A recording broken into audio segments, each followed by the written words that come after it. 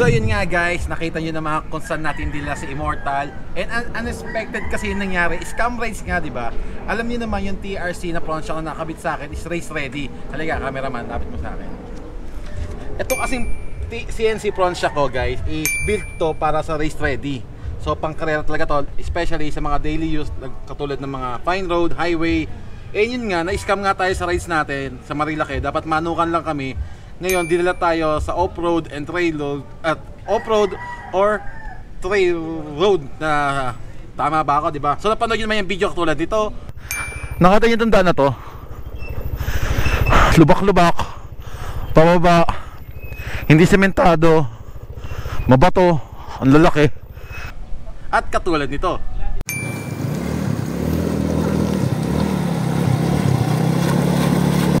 So, ang tawag ko sa content na yan guys is stress test. In-stress ko yung front shock ko para sa race ready, pero hindi talaga to pang off-road.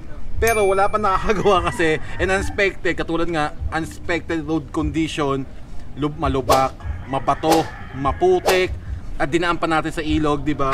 So, ang isa sa mga kinonsider ko sa front shock ko is kung magtatagas ba siya dito. So wala naman nagtagas sa kanya and pwede ko na siguro sabihin na natin mai-recommend ang TRC para sa unexpected road condition talaga. Sudden na lubak na hindi mo makita kapag hindi mo sa ulo yung daan. So nakita nyo naman doon, di ba?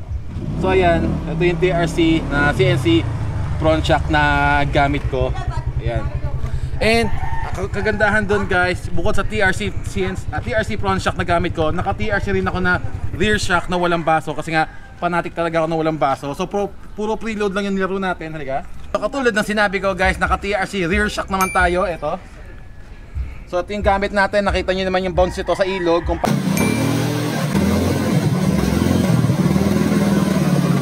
paano siya maglaro. And dito lang ang adjustan niya. Ayan. So preload lang tayo, bounce lang. So more on balik para sa pananaw ko, more on balik lang talaga. Kasi wala na tayong in-adjust sa rebound and sa suspension niya. Tara. And yun nga pala, big shoutout nga pala sa TRC Racing. And kita nga pala tayo sa January 20 sa Pampanga. So dadalhin ko si Immortal dun. TRC, big shoutout nga pala. Ang dilim dyan. Big shoutout nga pala sa TRC Racing sa pag-spoil kay Immortal. And totoo nga slogan nyo na TRC, you are the art of performance. And yun nga pala guys, habol ko lang din na isa sa mga racer ng TRC, si Andrew Boy 8.5 ang gumagamit ng CNC front shock na race ready. For your info lang, visit me yung page niya, makita nyo kung paano maglaro yung shock na to. I went crazy over you.